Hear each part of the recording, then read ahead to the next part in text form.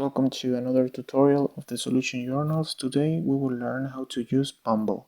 Bumble is an application of dates like Tinder or Badoo, and in some ways this is the same application if like Tinder or Bumble. They got the same interface, they got the same structure, and the way you can talk to people, doing match with people. You can put your preference, all the information, your personal information for doing match with someone.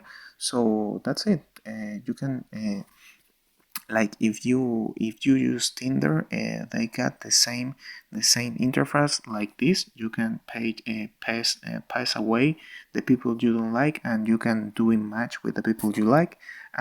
In and the only difference with the others application of date is you can send a message with someone if that person not doing match with you, and you can connect with this person if this person now authorized or not give it to you the permission for talk to her or him.